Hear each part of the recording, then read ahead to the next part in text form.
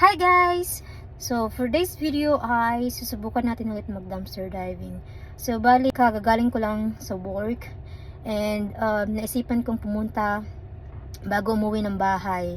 So, medyo pagod ako but i-try natin ulit, di ba? Baka sakaling hindi tayo mabokya kasi last time nabokya tayo. So, sana meron at I'll update you later. Update ko kayo later. Bye-bye.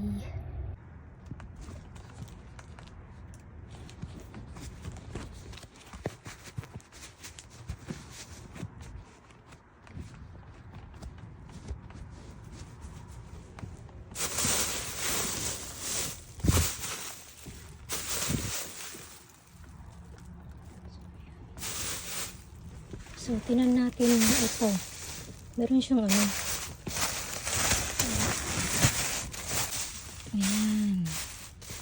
Tinan natin. Ito.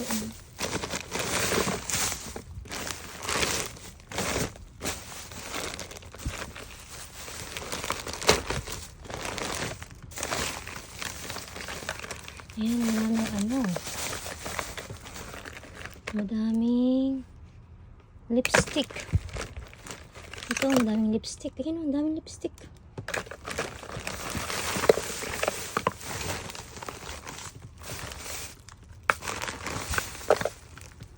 Daming lipstick.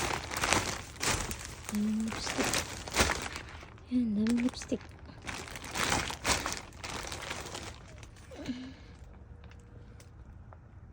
Ayan. Mga lipstick yan. Ayan. Then, ito mga lotion.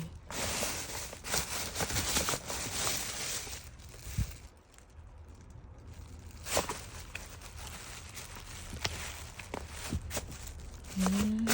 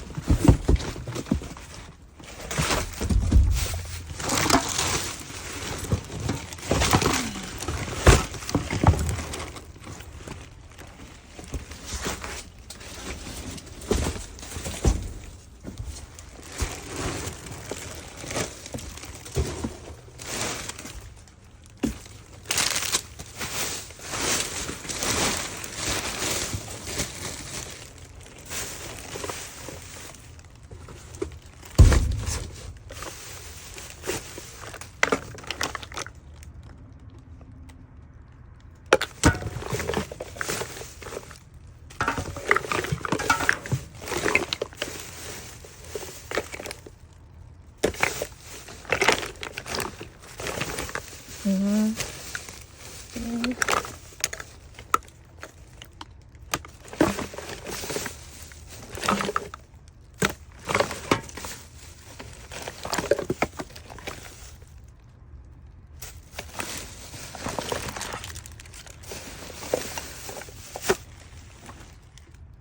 So, hi guys! I'm home! So, actually, kanina pa ako nakarating sa bahay. Kaso lang, pagdating ko sa bahay ay nagluto ako ng pagkain ko dahil gutom na gutom ako. Nagutom ako nag dumpster diving. So, yung pimples ko, wag yun ang pansinin yan. Sa puyat yan. Lalong dumarami. So, ngayon, ipapakita ko sa inyo yung nakuha natin sa dumpster diving. Hindi tayo, hindi tayo sinuwerte ngayon. Konti lang yung nakuha ko. So, ito, pakita ko sa inyo. So, ito yung,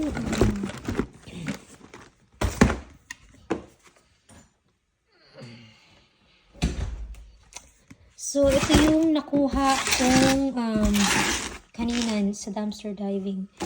So, akala ko, akala ko, lipstick. Akala ko lipstick. Ano pala siya? Ano yan? Blush on. Blush on pala siya. So, yan. Yan, oh. So, yan siya. Yan yung mga, so, ito po yung mga nakuha natin sa, sa dumpster diving. Ayan siya. Blush on po siya. Ayan. So, yan. Kailangan lang natin linisin yung bag. So, ayan. Iba-iba siyang, blush on. Ay, yung una pala kasi nakita ko lipstick yata. Ayun. Hindi, blush on din pala siya. Tingnan natin to isa.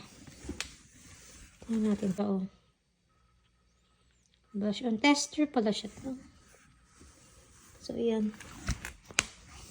So, ayan po siya. Okay.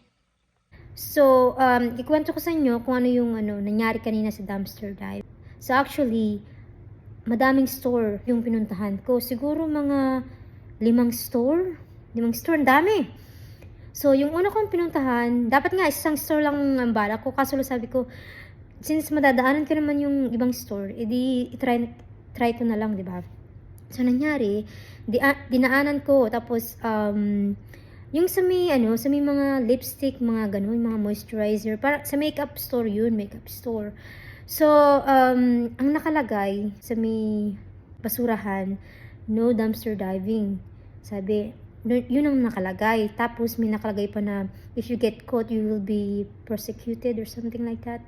And then, sabi ko sa isip ko, ay, kaya pala, bukas yung basurahan, yung bin, kasi nga, meron siyang nakalagay na ganun.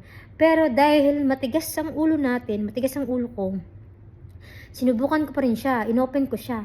Tapos medyo hirap siya kasi, maulan siya, tapos ang dulas-dulas.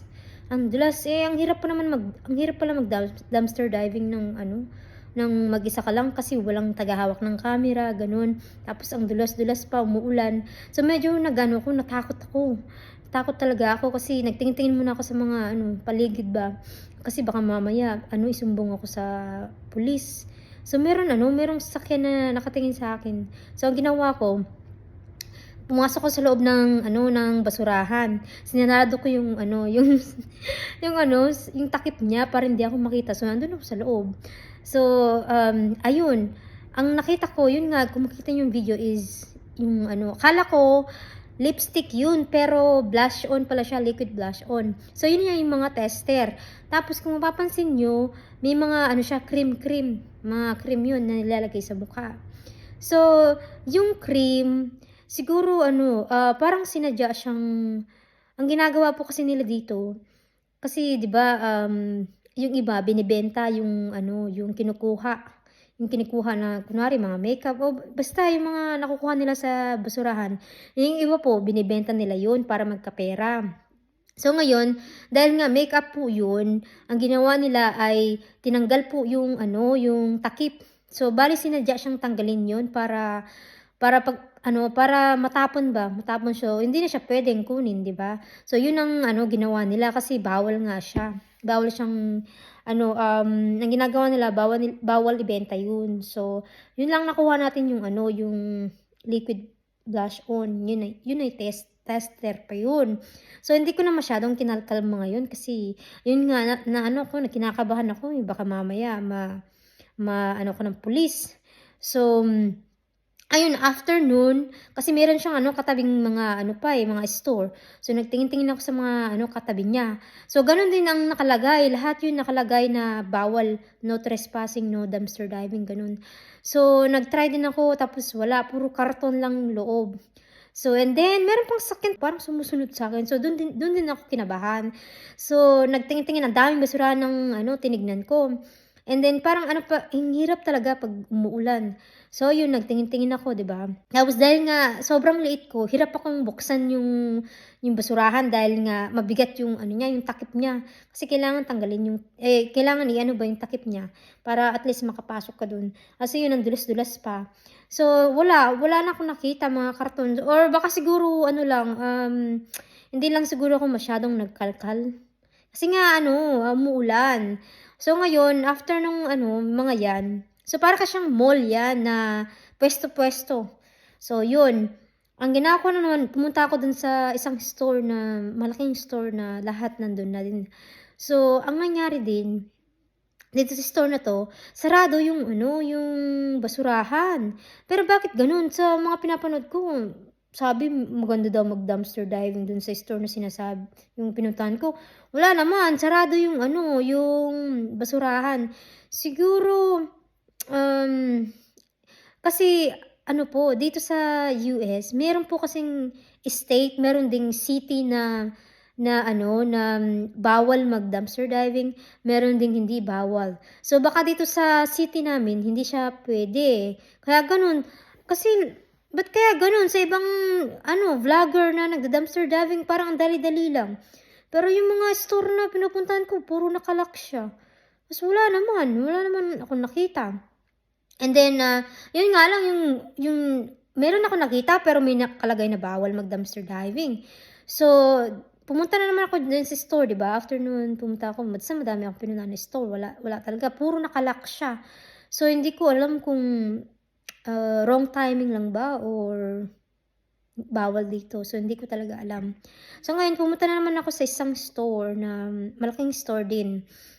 Tapos, ang nangyari naman, meron silang ano, garbage na sobrang laki. Yung garbage na ano, garbage nila, walang nakalagay na bawal mag-dumpster diving, pero yung garbage nila, oh my God, ang laki. Alam mo yung parang ano, parang siyang bahay na maliit, gano'n na kailangan mong akyatin. Or yung parang siyang, alam mo yung dump truck, yung square ng, basta square, no, rectangle siya na ganyan, basta gano'n. Yung sa dump truck na malalaki, gano'n. 'Di ba, gano'n yung parang ano, lagayan ng basurahan. Ay, nagpi-pick up ng mga ano, basurahan. So, gano'n yung basurahan nung store na pinuntahan ko na last. So siyempre inakyat ko yun kasi ang taas niya, para siya ng bahay talaga na maliit. So, meron silang gano'n, dalawang gano'n. And then, yung isa wala namang laman, yung isa naman, inakyat ko. Tapos umuulan pa yun, lakas ng ulan. So, sobrang dulas. So, natakot talaga ako. Tapos ang nakita ko is ano, sobrang daming ano, ano ba yung tawag doon? Yung mga pallets yung tawag doon, yung mga ano, kahoy-kahoy siya na basta hindi ko ma-explain. Mga kahoy-kahoy yun na, patungan ng mga ano, mga karton, gano'n. So, puro gano'n siya. Sabi ko, hindi ko na ano, hindi na ako nagkalkal kasi yun nga maulan, tapos nakikita ko puro gano'n, tapos puro ano, karton din. So, hindi ko na siya kinalkal. So, tapos nung pauwi na ako ng bahay sabi ko, merong gasolinahan malapit sa bahay namin. So, ang ginawa ko, nag-ano ako do'n, nag-stop ako sa may gasolinahan. So, wala namang nakalagay na bawal. Ang nakalagay lang bawal magtapon sa basurahan. So, nag-ano ako do'n, nagtingin ako. Let's yan, muntik pa akong ano, mahulog. Buti na lang ano, akala ko nga nabali na yung kamay ko, kasi parang ano siya na ang sakit. Kasi ano, parang sumabit ako sa may takip ng basurahan. So, ang nangyari, buti na lang hindi sumusob yung mukha ko sa ano, sa maraming ano, basag na salamin. Sayang. Mukha ko sana 'di mas lalong ano, wala na, 'di ba? Kawawa naman. So yun, buti na lang hindi ako sumubsob sa ano, mga basag-basag na ano, salamin. Tapos meron pang mga ano, mga bakal-bakal na yung mga matutulis na ano, na bakal tapos plastic, mga gano'n. So, buti na lang talaga hindi ako tumama sa mga gano'n. Tapos yung mga pero yung inapakan ko mga basag-basag na ano, na salamin kasi sobrang dilim nga.